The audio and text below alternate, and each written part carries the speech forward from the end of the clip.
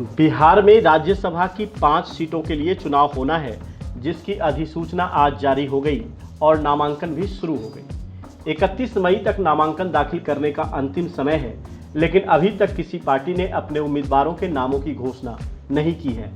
राजनीतिक जानकार कई नामों पर चर्चा भी कर रहे हैं, लेकिन जिस नाम पर सबसे ज्यादा कयास लगाए जा रहे हैं वह नाम है केंद्रीय इस्पात मंत्री और जदयू नेता आरसीपी सिंह। कुछ जानकारों ने स्पष्ट किया है कि इस बार आरसीपी सिंह को जदयू अपना उम्मीदवार नहीं बनाने जा रही है। कयास वास्तविकता में तब्दील होता इसलिए भी दिख रहा है क्योंकि आज अचानक केंद्रीय मंत्री दिल्ली चले गए हैं। माना जा रहा था कि राज्यसभा के उम्मीदवारों के नामों पर चर्चा में नीतीश कुमार के साथ आरसीपी सिंह भी रहेंगे, लेकिन ऐसा कुछ हुआ ही नहीं। हालांकि सूत्रों की बात माने तो जेडीयू राज्यसभा सांसद और केंद्रीय मंत्री आरसीपी सिंह का पत्ता काट दिया है। आसान भाषा में कहा जाए तो नीतीश कुमार ने आखिरकार बड़ा फैसला कर लिया है कि वर्तमान समय में मोदी सरकार के मंत्री और जदयू नेता आरसीपी सिंह अब राज्यसभा नहीं जा रहे हैं। हालांकि अभी तक इस बात को लेकर औपचारिक ऐलान नहीं हुआ है। वैसे अगर आरसीपी का पत्ता कटता है तो आने वाले दिनों में बिहार की राजनीति में बड़ा उलटफेर देखने को मिल सकता है। एक सवाल यह भी उठ रहा है कि क्या आरसीपी यानी रामचंद्र प्रसाद सिंह जेडीयू छोड़ चुके हैं।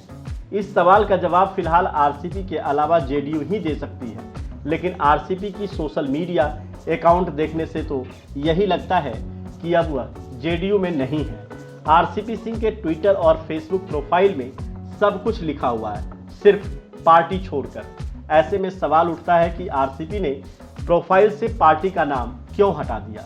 क्या वे पार्टी छोड़ रहे हैं या छोड़ चुके हैं? दरअसल पिछले 15 दिनों से आरसीपी पार्टी से कुछ खफा खफा नजर आ रहे हैं। 1-2 दिनों के घटनाक्रम को देखा जाए तो पार्टी और पार्टी के नेताओं ने उनसे दूरी बना ली है। नीतीश भी आजकल उनसे दूर ही हैं। आरा के एक कार्यक्रम में भी ऐसा ही कुछ दिखा था।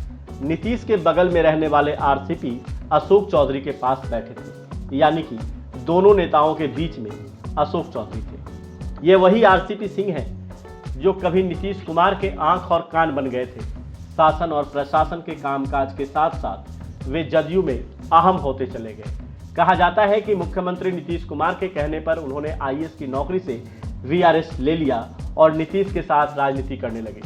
जेडीयू में शामिल होने के बाद नीतीश कुमार ने आरसीपी को कई अहम जिम्मेदारी सौंपी। राज्यसभा भेजने के अलावा पार्टी के राष्ट्रीय अध्यक्ष तक बना दिया। अब वही आरसीपी जदयू के नाम से भी परहेज करने लगे हैं। जानकार बताते हैं कि आरसीपी का हालिया बयान पर गौर करेंगे तो आपको भी लगेगा कि आरसीपी पार्टी लाइन से इतर चले गए हैं। हाल ही के एक कार्यक्रम में आरसीपी ने जो बयान दिया उससे न तो पार्टी इत्तेफाक रखती है, न ही नीतीश कुमार। दरअसल 19 मई को एक सेमिनार में परिवारवाद और उसके राजनीतिक परिणाम आरसीपी ने जो बयान दिया उसी से साफ हो गया था कि अब वे बीजेपी की तरफ से बैटिंग करने के लिए पूरी तरह से तैयार हैं। आरसीपी ने परिवारवाद पर बोलते हुए भारत के पहले प्रधानमंत्री जवाहरलाल नेहरू और उनके परिवार पर जमकर हमला बोला। आरसीपी ने यहां तक कह दिया था कि देश की राजनीति में परिवारवाद की नींव नेहरू के काल में ही पड़ गई थी। आरसीपी के इस बयान के बाद ही कयास लगाए जाने लगा कि अब वे नीतीश और जेडीयू को अलविदा कहने वाले हैं, नहीं तो पार्टी उन्हें साइड कर देगी। Bureau report, live India news, Patna.